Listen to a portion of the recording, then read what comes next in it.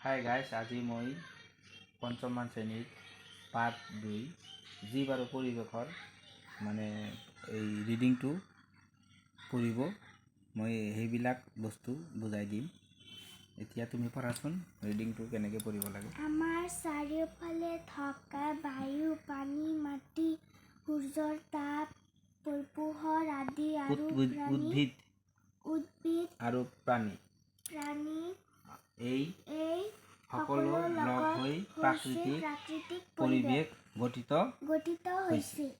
এই সকলোবোৰেই হৈছে পৰিৱেশৰ একোটা উপাদান। তাৰমানে ইয়াতে জীৱ আৰু পৰিৱেশ আমাৰ চাৰিওফালে থকা বায়ু, পানী, মাটি, বুজি পাইছা? বায়ু, পানী, মাটি, সূৰ্যৰ তাপ, পোহৰ, উদ্ভিদ আৰু প্ৰাণী এই সকলো লগ হৈ কি হৈছে প্ৰাকৃতিক পৰিৱেশ গঠিত হৈছে। এইকেইটা নোহোৱাকৈ কিন্তু প্ৰাকৃতিক পৰিৱেশ নহয়। এইকেইটা চোৱা, বায়ু, পানী, মাটি, সূৰ্যৰ তাপ, পোহৰ, উদ্ভিদ আৰু প্ৰাণী এই সকলো লগ হৈ প্ৰাকৃতিক পৰিৱেশ গঠিত হৈছে। সেইকাৰণে তোমালোকে ভালকৈ এইটো ৰিডিং পঢ়িলেহে তোমালোকে নিজেই উত্তৰটো পাই যাবা। আকৌ পঢ়াচোন। এই সকলোবোৰেই হৈছে পৰিৱেশৰ একোটা উপাদান। এই উপাদানবোৰৰ ভিতৰত বায়ু, পানী, মাটি, সূৰ্যৰ তাপ, পোহৰ আদি হৈছে অজৈৱিক উপাদান। অজৈৱিক উপাদান কি কেইটা পাইলা তোমালোকে? কেইটা পাইলা? অজৈৱিক উপাদান বায়ু, পানী, মাটি, সূৰ্যৰ তাপ, পোহৰৰ আদি হৈছে অজৈৱিক উপাদান। আনহাতে উদ্ভিদ, প্ৰাণী, চৰাই চিৰিকটি, অনুজীৱ আদি হৈছে পৰিৱেশৰ জৈৱিক উপাদান। তোমালোকে তেনেহ'লে দুটা পালা, এটা জৈৱিক উপাদান আৰু এটা কি পাইছা?